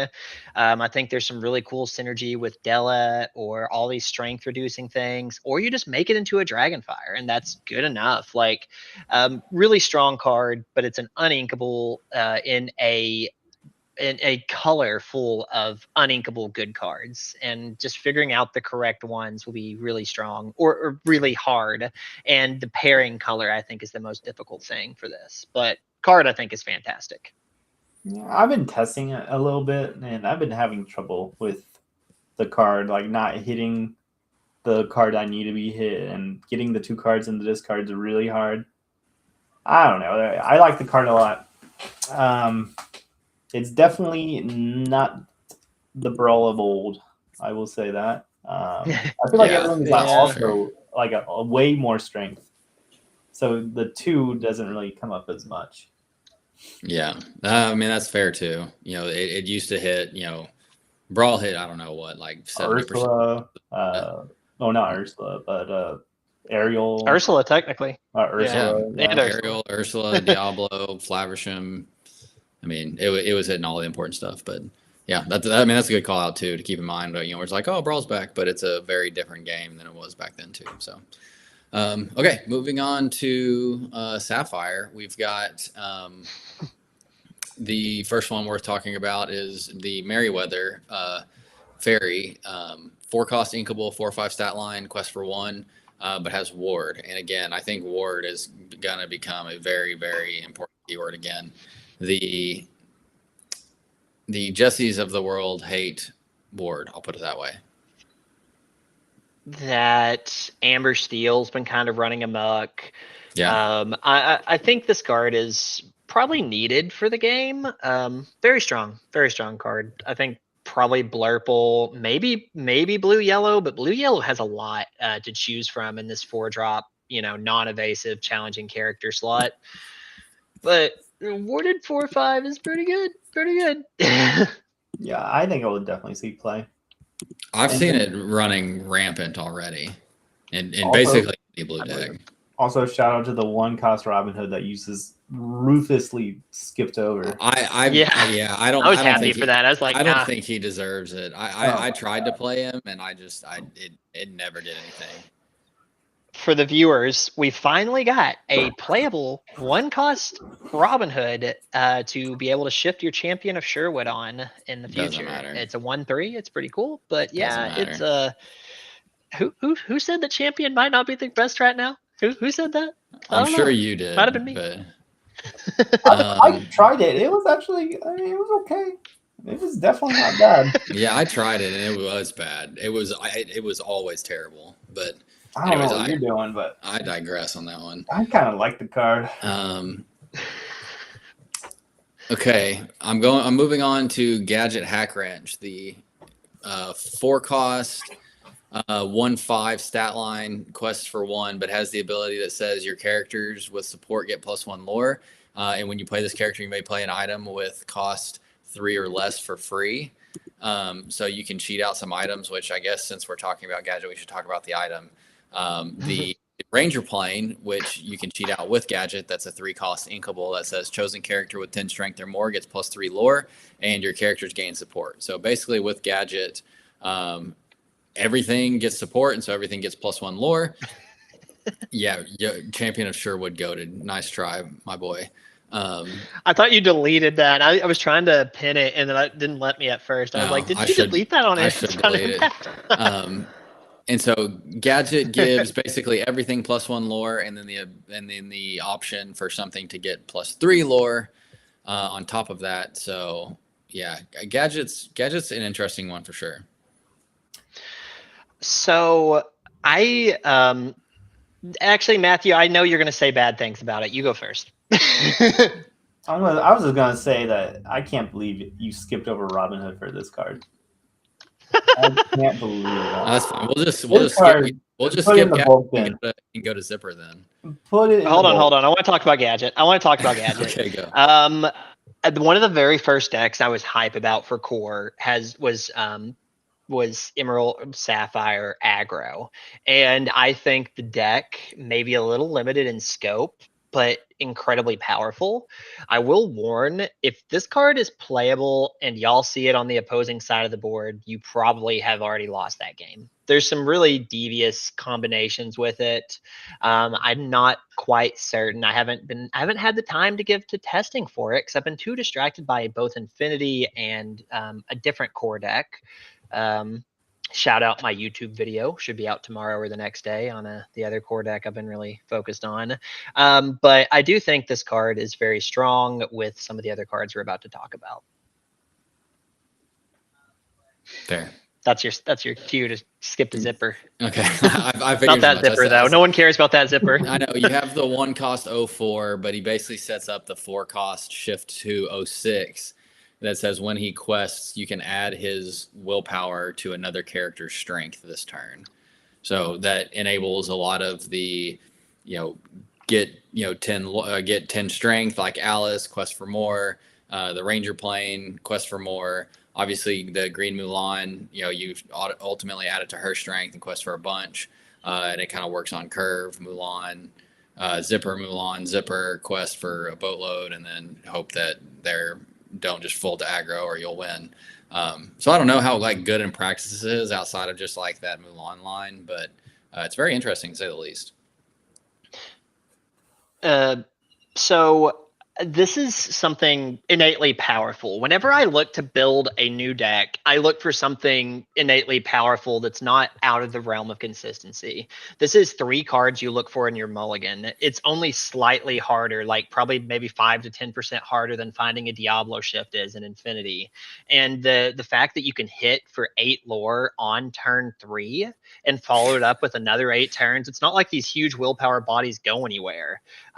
Means it really puts a check on a lot of these slow decks like blue-yellow, like blue-green, like even Blurple to an extent has a difficult time dealing with these stat lines before they get their singers on board. And so the deck itself can do some pretty powerful things. If you have the correct run out of cards, I will just let y'all know that whenever you see that gadget come down on turn 4, she plays the item. It's a 15 lore burst on that turn. 15 lore for just a set of 4 or 5 cards is a lot of lore. That's that's a lot of lore. Yeah. So I do think this is potentially something to keep in mind. There's also some cool power of this card with, well, I guess it's not really great with Dale because he needs to kind of quest, but still he's a 6/6 with Dale on board. That's cool. But overall, I think it's just an aggro, a different kind of aggro tool. And I'm excited to see what comes of that for the moment. And then I may regret those words later after we're getting hit for 16 lore by turn 4. It's interesting. I'll say that again. I don't know how consistent or good it'll actually be, but I feel like that's one of those things where you could say if the control decks start to take over, then somebody needs to play this and put them in check, but nobody's done that with dogs this set, so who knows what's gonna happen. Okay. I'm just fast forwarding through to Kita here. I think Kita is another one of those controversial ones where partially it's this is kind of the craziest thing I've ever seen, and then I'm but it just has to be that bad though too, right? So Kita is the 8 cost inkable 7/7 stat line, quest for 2. Has the first ability says when you play this character, each player may put up to 5 cards from their discard into their inkwell face down and exerted. So you're ramping yourself and your opponent. And then her second ability says pay 7 ink for a develop your brain, essentially. Look at the top 2 cards, put 1 in the bottom of your deck. So 7 is crazy. But I guess if you've ramped to 8 and then gotten 5 on top of it, plus inking for turn, so you're technically at 14. So like you could still play a 7 cost after that if you like. In what worlds do you have 5 cards in the yard? Oh yeah. Develop on 1, sail on 2, visions. Like I don't know. I mean, I played this like twice, and I did it both times, so it's not crazy hard. So, I like that this card can shift. I do wish she was a 7 cost. There's one really cool play I want to talk about. Also, shout out Fried Dwarf in chat. The mirror match green blue, 30 plus ink. That game ended in an ink geyser. Just so everyone knows, just the most ridiculous game possible. It was beautiful. But I one cool synergy that's just me living in La La Land that I want to do with this card is I want to go Basil Shift into Kita Shift and make my opponent discard 5 cards. If we're living in Christmas land, I want to do some silly stuff like that. But you'd have to have I don't 5. Know. You'd have to have 5 free ink though, because it all comes in inserted. So, I mean, you'd have to be at what 11 ink to pull it off. Yeah. So you'd have to resolve Akita. I don't know. There's a world that you could make someone discard 5 with this. Yeah, but just bend them. Like you're just like jumping through hoops. Shut up. This is character. You just bend. I don't know. I think blue yellow can play this. I think she's probably unplayable in any other blue deck. Matthew, thoughts? I've tried her a couple times, and she has been very underwhelming, and feels very bad to ramp your opponent 5 cards. Yeah, I don't know. I've been on both sides of it, and in general, I agree. But if you are playing a deck that like can't take advantage of that many resources, then it's probably fine. Which I don't know how like what percentage of the matches that are, but it's a very strange one for sure. I'll leave it at that. Yeah, I don't know if they have like any sort of like decent draw, like Demona's in their deck or anything. This card just feels so bad. Yeah, then you probably just lose. Absolutely. Okay, what else can I do? The new How Far I'll Go. 5 cost uninkable now, but it also gives your character's ward if you sang it. So look at the top 2 cards, put 1 in your hand, 1 in your inkwell, and then if it was sang, you get ward. So I think this is pretty solid. I feel so validated that Ravensburger themselves are saying How Far was just way too strong of a card, because I've felt that way for a long time.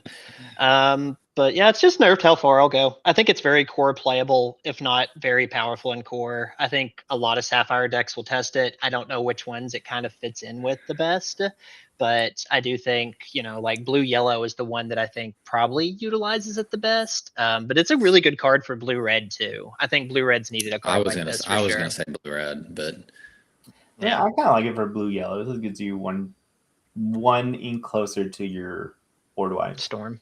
Yeah. Yeah. So this would put you on. If you play it on 5, it puts you to 7 on the next turn, or if you sing it on the turn after, it puts you to Storm turn. So if you sing it with your 5 drop, like your Moana, you can be immediately on Storm on the next turn. I think it's good. I think it's really good. Yep. Okay, now it's Fight Club over Casa Madrigal, the last Sapphire. I don't think it's a bad card. I just don't think you need it in that deck. 4 cost inkable, 7 willpower location with 2 lore that when you quest while there, you can remove 2 damage from the location and the character that quested while there. I started playing this in Blue Steel at the very beginning. It was the first thing I tested. And it was kind of bonkers with Tinkerbell. Like you go take something out on 1 turn and then shoot a couple other things down and then move it into the castle and quest, or into the casa and quest, and then just like kind of sit there and protect it from there on out. So yeah, it's interesting for sure. It's obviously going to be the most heavily involved in the blue yellow protect the castle deck like Maui Shark was with blue red back in the day. But this will be extremely meta relevant, I think, going forward. Yeah, solid card. I think it's just like a little bit weaker than McDuck Manor, even though it has text on it. Yeah, it's no McDuck, but it is needed for Sapphire archetypes. Except Blue Steel, they don't need it at all. Oh, I don't know. I think if I play Blue Steel, I will definitely play it this set, but I don't know if I'm playing Blue Steel. Words. I don't know if I'm playing Blue Steel either. So. You're going to be playing Blue Steel at a certain part. We haven't even gotten to the part why, but we'll be there. We'll be there. Okay, well, we're moving on to the other half of Blue Steel now. So the steel section, which the first card to talk about I think is very relevant, is Syndrome. As I pull this back up again, while I can't get it to stay up for some I reason. thought we had I it don't centered on know. a nice. Yeah, it's centered nicely. I just thought that's a new way we're branding the show. Just my face right in the middle. I mean, that's the moneymaker for sure. So I probably should just keep it there. But Syndrome, the shift one, the Floodborn, the 4/6 quest for 2 that says whenever you play this character or whenever this character quests, return a robot character card from your discard to your hand. Then you may play a shift. You may play or shift a robot character with cost 8 or less for free.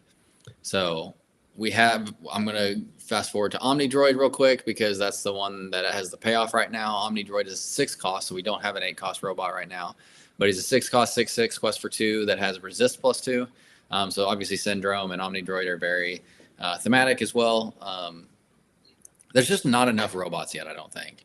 But go, Mo. Has resist +2 if he has a card under it. So all the Omnidroids are focused. Sure, they get their effects whenever they're shifted. But as far as Syndrome himself, I think he's kind of crazy. He's a cool card.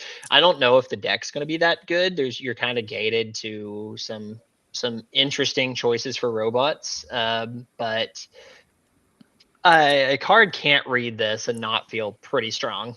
He will age insanely well. I don't know how playable he'll be at the beginning.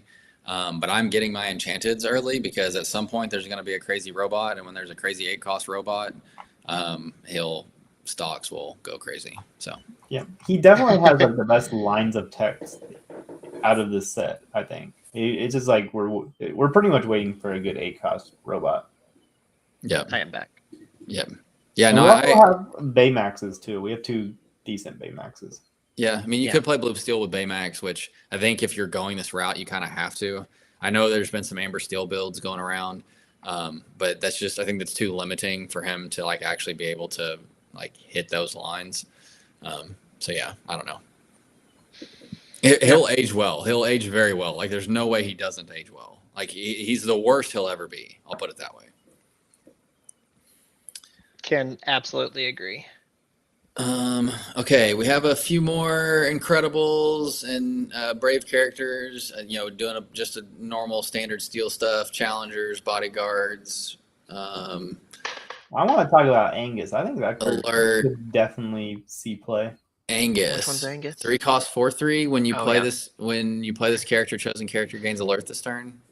Yeah, I think the card is kind of serves up the Lexington like in the late game. I haven't tested it yet, but I think the card does. I could see some opportunity there. He's an ally, so we still have some like Blue Steel ally potential with him.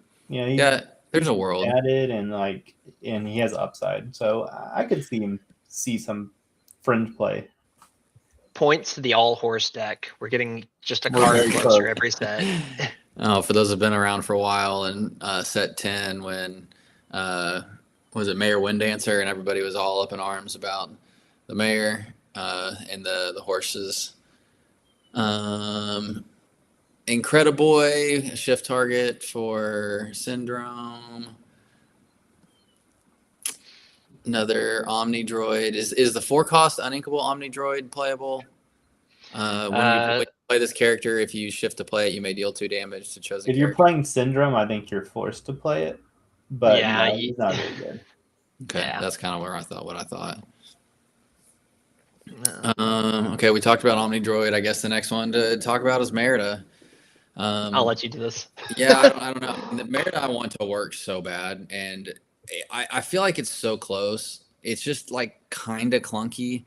Like you have to, I think, just like really, really, really understand like your entire deck that you're playing with to make it work. Because like if you're playing like Ramp Blue Steel, then like sometimes you're like forced to take a turn off to play the 3 arrows, which I'll talk about the 3 arrows too, since she's synergistic with that. It's the 3 cost action that says deal 2 damage to chosen character, and then you may deal 1 damage to another character, which is relevant because I should have read Merida's abilities.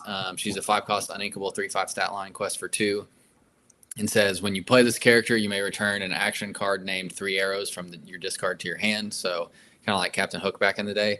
But more importantly, whenever one of your actions deal damage to an opposing character, deal 2 damage to that character. So it really makes you like rethink your entire damage suite of actions that you're using, because everything that was kind of understated before with her on board becomes extremely relevant and extremely potent. So yeah, but your curve just gets really weird. Like there have been games where I've played where you like kind of take a turn off just to like throw some damage on something with the 3 arrows so that you can then get it back the next turn and then play it again with her on board to like wipe everything out. It's a very, very strange build for sure, but I think her abilities are just insane. Like I've been going back and through and looking at damage spells like Avalanche, which I don't think is in rotation, but it was, Avalanche says deal 1 damage to everything and banish a location. And I'm like, okay, well, you can banish opposing Costa Madrigals and deal 1 damage to everything. And with Merida, it deals 3 damage to everything. And so, yeah, I think all of these little damage throwing around actions that have always been overlooked with her need a second look. And the Enchanted's my favorite, one of like my top 5 cards ever printed. And so, yeah, I'm massively in love with the Merida card. I like the card a lot. All right. I want to be that guy. Yeah. I love the card. I love the thematic element to it. I love the art. I love the not enchanted, iconic. I love the iconic. Oh, iconic. I am not a blue steel player. In fact, I rarely dabble into steel at all if it's not for educational purposes. But I have sat across blue steel a number of times, most largely because some of my good friends are big blue steel fans. And never once did I think I was playing against blue steel and I'm like, oh, I feel like they could kill my guys harder. Like, I just never felt like you really needed the extra firepower here. If Grab Your Swords was still around, I could see there being some cool synergies there. I could see, like, if you had, like, a baby malicious card or a song version of it. Otherwise, I just didn't necessarily feel like she fixes what I feel like is the core difficult thing with blue steel which is like it can a lot of times do everything at once. Goliath hits, you're gonna sing 2 songs per turn and blow up everything on site. But just getting to that point where you can find that, or finding that consistency to be able to just run those string of removal. And I don't know if she fixes that outwardly. But very cool card, very thematically awesome too. And I love to see spell damage in Lorcana. So I'm mostly playing devil's advocate, but I agree. I mean, I think it's just so different. Like the one I was looking back through last night when I was thinking through Merida stuff is the 2-cost inkable action Double Trouble, deal 1 damage to up to 2 chosen characters. Like that has just been like an absolute laugh of a card for. Yeah. I mean, like nobody's ever even given that a second thought. Like 1 damage is terrible, but 2 costs deal 3 damage to 2 things. Like. That's a different story. I think the challenge that I have with it the most is that you have to put a critical mass of these damage spells then in there as well to get the most value out of Merida. And so then it becomes like a very cat and mouse game of like, how many do I put in here? Then the overall flexibility of the rest of the deck goes down, and so then you have to cut back. And so anyways, I love it. I think there will definitely be a lot of impact that Merida has on the meta. I just don't know like how you build the full deck yet. I don't know if it's like full top end, like some of the top end stuff that we've seen with like Hades and Vincenzo's. I don't know if it's more of like a mid-rangey, like lower to the ground stuff, and then your Casas like get you over the board against the control games. I don't know yet. I'm still trying to figure all that out, but I love her to death. So we'll go down here and we'll make the icon. Oh, I was gonna make the iconic big, but we went through steel really fast. Well, you missed some cards. What did I miss? Yeah. Well, you Diablo. You missed Card Advantage, Touch the Sky. Touch the Sky. I do want to talk about. Yeah, I definitely want to talk about some of the actions and stuff too. I guess Diablo and Miss is incredible. Like, is there anything else that's like? I did just like Touch the Sky. Okay, so we'll go Miss. Oh. We'll go Miss Incredible, Diablo, Touch the Sky. So, Miss Incredible, 7 cost, 5/4. Again, unfortunately, has a 5/4 stat line. Does quest for 3. And the difference, I guess, or the kicker with this stat line is that she does have resist +1. And no, I'm still here. Mo flipped on me. It's been in and out all night. Yeah, no, mine has been too. We've just been all over the board. So, anyways, she does have resist +1, so she doesn't have quite the same, I guess, disruption to the hurl that the rest of those 4 willpower stat lines do. But she also has the ability that says during your turn, whenever another character is banished in a challenge, you may ready chosen super character. If you do, they can't quest the rest of this turn. I don't know how relevant that is, but I think a 7 cost 5/4 quest for 3 with resist 1 is, I don't know. I mean, it's something, but I feel like all these big steel bodies like this always get overlooked, or don't always like the hype. I, for one, want to see Mr. Incredible just absolutely slap a dog board around that decided to turn sideways in front of him solo on the board. I'd be down for that. I'd be down for that. We're playing Ruby I don't know Steel how at that often point, that would be. Well, yeah, I feel like she's a Ruby Steel card, honestly. I don't know. There's not many great. I feel like Purple Steel's never playing her. That's crazy, though, because then with Mr. Incredible, he's drawing cards, too. Hold on. Then you might be cooking something here, because then you play whatever it's called, One Last Hope, and you let him challenge ready things. Ooh, okay. Wait, that's pretty good. That's pretty good, honestly. We're getting somewhere. We're live cooking Ruby Steel. I love it.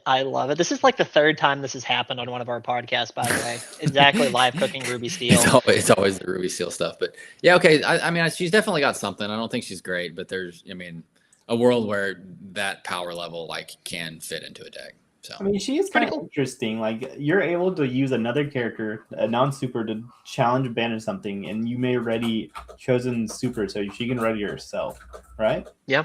Quest again. Yeah. They can't quest. You can't quest. That's a green thing. You're too used to green where they can't quest after they get ready. But I'm too used to a green card right now. Right, that's fair, yeah. An old one. I mean, getting 2 swings out of the card is pretty powerful, but I think she just costs too much and doesn't do enough. Yeah, I agree. I think we've seen these before with Cinderella Stouthearted and some of the John Silver stuff, and these 7 costs and these 6 and up cost steel cards usually just don't cut it. But Diablo, on the other hand, this is another very interesting steel 2 drop. So it's a 2 cost 1/3 that costs for 1. But if you have a villain character in play, they get +2 strength and +1 lore. So then it basically turns into a SME. So if you have a villain character on board, which is a relatively low hurdle to cross, it ends up being a 2 cost 3/3 quest for 2, which is insane. So, and being a pseudo bodyguard for villains may very well be impactful. Obviously, this card has a lot of infinity applications, but talking standard, I think the first thing that comes to my mind is Captain Hook 1, Diablo 1, 2 is just a pretty solid statted turnout of cards. And even if you get to trade your Hook into something, you can protect them on the backswing with this Diablo, which is pretty cool. I like this card. I like this card a lot. Very strong card. I like it a lot too. Yeah. Can you lock up the challenge if you put a villain bodyguard? Characters are your villain. I think characters. You can. Yeah, you can, because its text reads when this character is exerted. It's not like you have to challenge this character if able, which if you had a bodyguard, you wouldn't be able to, and so then that would disable that. But yeah, I guess theoretically, if you had a villain bodyguard, that bodyguard villain would not be able to be challenged. Don't ask me how I know this, but if you use Emerald Chromicon to make a bodyguard evasive and you don't have an evasive in play, you can just ignore it. I do know that. So I'd feel like I'd have to ask. Yeah, I feel like you can just ignore it. I think since you can't challenge it. Yeah. No, I don't think so. I think if you have this Headless Horseman bodyguard exerted. I don't think so, because then I really don't think that works like that. I'm pretty sure you just ignore the bodyguard. I think you ignore the bodyguard. Reads challenge of able, right? No, it doesn't. That's what I'm saying. So while Diablo says while this character is exerted, your villain characters can't be challenged. So if you have a bodyguard Oh no, I see what you're saying. Maybe since Let's it can't challenge be. one of your bodyguards if able. So if you're not able, you don't have to challenge it. Okay. Yeah. Yeah. So Yeah. does not lock down challenges. Yeah. It does not. Okay. That made me really excited and really sad all really fast. New question. Your opponent plays that stupid duck card that they were using to wipe your board last set in those random like blue steel decks. Give The duck. villain. The Make everything duck? villain. If your opponent plays that and you have this in play, is everything you play safe? I think, or not everything. Yeah, is Yeah. everything you play safe? I think it would be. Yeah, it would be. We found the counter to the McDuck, not McDuck. Yeah, they're the Darkwing Duck board wipe. Let's go. Okay. Last one, Touch the Sky, which I'm glad you brought back up because this is one of my favorite arts of the set too. Touch the Sky, move a character card of your, or as an action / song, so you can sing it. Move a character of yours to a location for free, then draw a card equal to that location's lore. So we've never had any real card draw surrounding locations. I mean, obviously you've had the library and Queen's Castle that drew cards, but that was for, actions with it. But now you can like have advantage to moving to locations. So I like Touch the Sky a lot. It revives locations. I mean, locations won a CCQ last set, so it's always been like on the verge. I think this card makes it into something that we may have to account for. I don't know if it's ever going to have a high enough meta share to be like, oh, I got to prepare for this, but definitely don't be surprised whenever this card's drawing a location deck 2 cards on turn 3, and then they're playing a million things every single turn after. Like, it's a good card. It's a really good card. I think it's always going to be a rogue, but it is going to be very sneaky, and I think it's probably going to win a big tournament in set 12 if we have enough. Wait, let's clip it. We talked about, man, I'm giving away all the sauce right now, and I probably shouldn't be doing this. We talked about Ruby Steel locations with this card. What if we go Ruby Steel locations with this card and Mr. Incredible and Mrs. Incredible? And I'm sharing the wrong screen now behind the scenes. So docs the restream. So have our bank account info in seconds. Can we do that? Can we play Mr. Incredible and Mrs. Incredible and wipe a whole board with locations? Wait, just to turn them sideways, or what are we talking here? If you're playing Mr. Incredible and Mrs. Incredible and Ruby Steel, like we just said, but we're also playing locations, that's our draw engine for Ruby Steel. And so then you get Mr. Incredible and Mrs. Incredible out there, and then you do your whole board wipe thing, and you have, I don't know, Shere Khan on there, so you just get lore with Mr. Incredible too. We're asking for a lot out of this deck. We're asking for a lot, for sure, but it's going to be epic. Yeah, I could say that. I don't know. I do like Ruby Steel locations. I think part of the enticement to Ruby Steel is you do coerce your opponent into turning sideways into you, which lets you get value with all of your like challenge healthy characters, and do some really cool stuff there. Or you might be burning the kitchen with this one a little bit though. The Shere Khan, I was just like, okay, I'm out. I'm sure I am, but I'm just trying to OTK with the Incredibles and Touch the Sky. But anyways, I got an alien I can sell you. That's, if you want an inconsistent OTK, it's in core. I got an alien I got right for you. Any final thoughts? I think that kind of wraps it up. I think so. Does anyone have any questions? And Matthew, go ahead. I was gonna say we missed Fat Cat's Club, which just a location, 6 cost, yeah, 6 cost, or 6 willpower.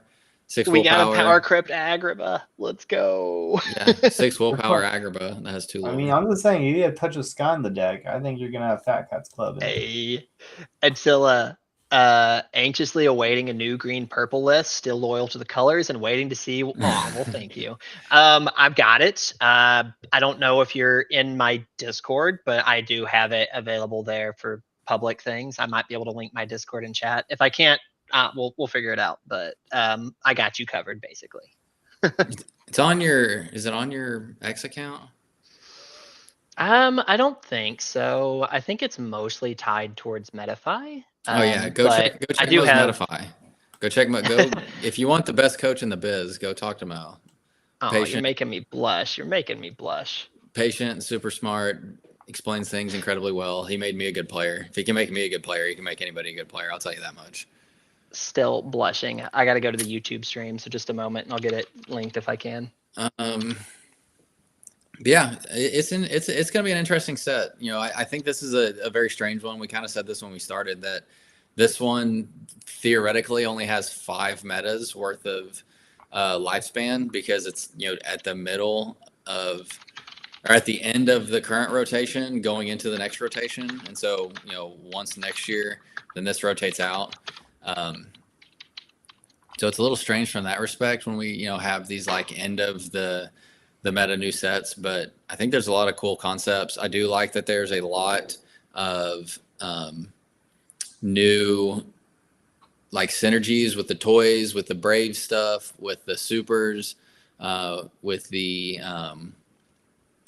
Madrigals more coming out. So I like the way that they're kind of pushing those archetypes.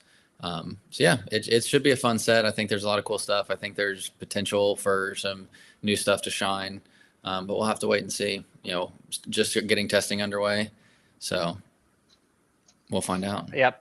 My favorite set in a long time. If not, maybe it might be one of my favorite sets ever. If not that, it's very cool. We'll see how the meta shapes up for sure. Before I answer that, but I do on the paper, I do love this a lot. I am absolutely in love with the Enchanteds. I adore the Iconics. So they did a great job with the set from my respect, at least. Yeah, the Enchanteds are a 10 out of 10 for me. I don't think there's a bad one. Besides the family scattered. That's awful. The card's awful. The art looks great. I don't like the art either. That's like the only one that I don't like. Let's just go Enchanted real quick. Just do a Enchanted quick rating. Yeah. Jesse insane. Actually, you know, I say Jesse's insane, but I think that's just like skewed by my perspective of the card itself. It's like way too monotone. You know, it's like Jesse's just like very yellow compared to everything else is like insanely colorful. I like it. She's a classic toy. I love it. That's why I said I love it, but it's not near as vibrant. Like I'm very much like a vibrant, like my art style that I like is just like tons of bright colors and everything. So Jesse's insane. Isabella is like maybe the most thematic Enchanted we've ever seen. Like just crazy, crazy pretty. To go along with her personality and all the flowers and stuff. As I pull it back up here again. You've Got a Friend in Me. I mean, it has to be, again, one of the more just, you know, I want to say iconic, but I can't say that. I mean, just, you know, crazy iconic artwork with, you know, two of the most recognizable Disney characters of all time. Beautiful card. Yeah, Frozen. I mean, every one of these are just crazy. Frozen, like they talked about, if you listen to any of the main stages, they talked about like the imagery of this, and everything's kind of a circle in the background around the characters, like the circle around Frozone being Omnidroid, like such a cool like concept for them to do. Luisa, I'm pretty big on too, maybe because I love the card. Again, Alien might be my top one. It's just adorable. My favorite Enchanted in the set. It looks gorgeous. I really like the Leviathan. I think that's my number one. I've heard a ton of people say that too, which I'll trade you a Leviathan for an Alien all day long. Well, I think Alien, Leviathan, and Syndrome are probably my top 3. Okay, Syndrome so that's looks good too. Yeah, Syndrome's definitely up there too. Again, like the Doc Ock arms, like getting into the imagery of the circle stuff. Yeah, I love it. I mean, the imagery and just like, again, the colorfulness, like I'm just such a sucker for all the colorful stuff. So yeah, I love it. Okay. Beautiful set. I'm wrapping it up there. Any final thoughts from you two? Speak now or forever hold your peace. Love the set. Love the direction the game's going in. I have the highest hopes for season 3, even though we're not done with season 2 yet. But this set is really showing the direction they're taking the game into. Yeah, fantastic set. Love it. Yeah, I'm super excited. I'm opening a lot of products for the set. Yeah. This is the first set in forever that I didn't get any, and so I'm jealous. Bad choice. I know it was, because these are all gorgeous, and the iconic prices have skyrocketed over the past couple months. So I have no chance of getting one outside of paying for it, which I won't love. But anyways, I can ramble on forever. If you stuck with us this whole time, I think it says we have 12 viewers right now. If that's true, that's crazy. It's way more than I would have expected at this point. So thanks everyone for watching live. Appreciate all the support. Appreciate everybody sticking with us, and we'll catch everybody next time.